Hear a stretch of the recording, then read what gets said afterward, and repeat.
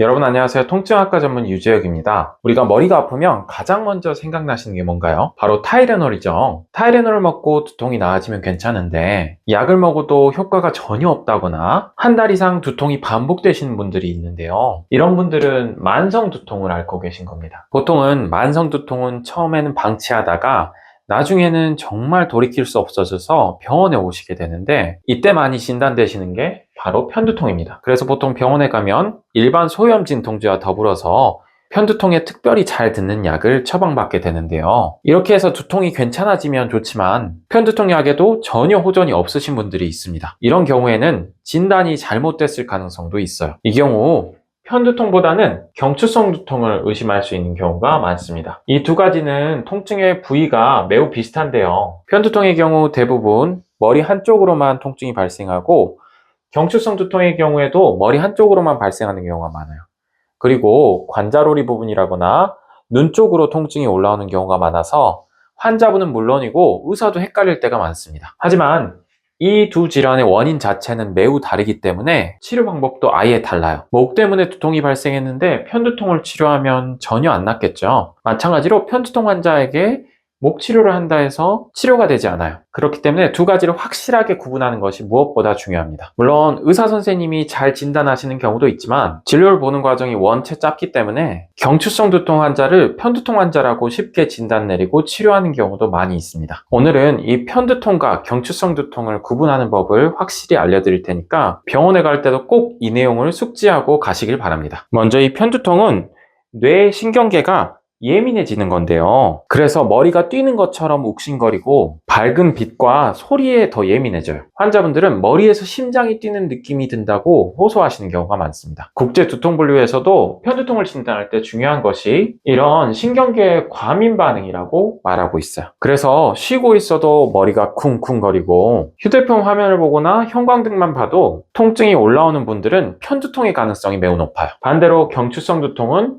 목에서 시작하는 통증입니다. 정확히는 경추 1번, 2번, 3번 신경이나 디스크, 목 주변 관절이나 근육의 문제 때문에 발생하는 두통이죠. 대부분 뒷목이 먼저 뻐근해지고 뒷목을 타고 뒤통수, 관자놀이, 눈 쪽으로 넘어오게 되는데요. 책을 오래 보시거나 컴퓨터 사용을 오래 하신 분들, 이 중에서 목을 움직였을 때 두통이 올라온다 하시면 경추성 두통일 가능성이 높습니다. 특히나 국제 두통 분류 기준에서는 목 뒤쪽을 눌렀을 때 두통이 더 심해진다면 경추성 두통을 강하게 의심해 봐야 한다고 말하고 있어요. 아까 말씀드렸듯이 이 두 가지 두통이 헷갈리는 이유는 두통 부위가 겹치기 때문이에요. 하지만 다르게 생각해 보면 두통의 부위는 같지만 통증이 악화되는 원인과 병의 원인이 다르기 때문에 의외로 쉽게 구분할 수 있기도 합니다. 여러분들이 이 질환을 쉽게 구분하실 수 있는 7가지 방법을 말씀드릴게요. 두 가지를 구분해 볼 수 있는 7가지 방법은 첫 번째는 통증의 느낌이 다르다는 겁니다. 먼저 편두통은 흔히 머리에서 심장이 뛰는 느낌, 뭔가 혈관이 쿵쿵거리는 느낌, 이런 느낌처럼 박동성으로 통증이 발생하는데요. 그에 반해서 경추성 두통은 목을 돌리면 뒤통수가 당긴다거나 오래 앉아있으면 머리로 통증이 올라오는 것 같이 자세나 목 움직임에 따라서 통증이 달라지는 경우가 많아요. 두 번째는 통증의 시작점입니다. 편두통은 보통 두통이 머리나 관자놀이 아니면 눈 쪽에서 바로 시작하는 경우가 많은 반면 경추성 두통은 거의 예외 없이 오래전이나 비교적 최근부터 목이나 어깨 쪽이 뻣뻣하고 이 통증이 뒤통수부터 시작해서 점점 앞으로 넘어오는 경우가 많습니다. 세 번째는 악화 요인이 다르다는 거예요. 아까 말씀드렸듯이 편두통 환자들은 뇌 자체가 예민해지기 때문에 빛이나 소리에 매우 예민해져요. 이런 자극들이 심해지면 편두통이 시작되는 거죠. 반면에 경추성 두통은 목의 자세나 움직임에 따라서 악화되는 경우가 많습니다. 네 번째는 방향인데요. 편두통이란 질환에서도 알 수 있듯이 대부분의 편두통은 왼쪽이나 오른쪽 한쪽으로만 통증이 발생하게 됩니다.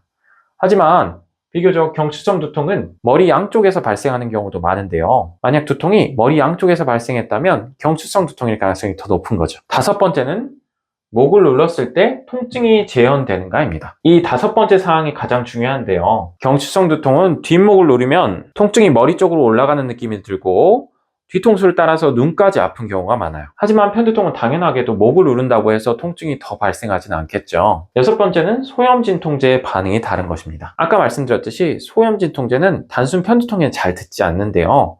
반면 경추성 두통에서는 일반 소염진통제나 근육이완제, 물리치료나 도수치료가 도움이 되는 경우가 많습니다. 일곱 번째는 동반 증상이 다른 것입니다. 편두통은 우리가 전조 증상이라고 해서 빛이나 소리에 대한 공포감이 있는 경우가 많은데요. 반면 경추성 두통은 전형적으로 뒷목이 뻣뻣하고 어깨까지 긴장이 되는 경우가 많아요. 이런 일곱 가지를 잘 생각해 보시면 본인이 어떤 통증에 더 가까운지 쉽게 구분하실 수 있으실 겁니다. 만성 두통으로 병원을 찾으시는 분은 이 일곱 가지에 대해서 꼭 생각해보고 병원을 찾으시길 바라고, 다음 시간에는 편두통의 자세한 원인에 대해 설명드리고 그에 대한 치료까지 말씀드릴게요. 오늘 내용이 두통을 구분하는 데 도움이 되셨으면 좋겠고, 다음 시간에 뵙겠습니다. 감사합니다.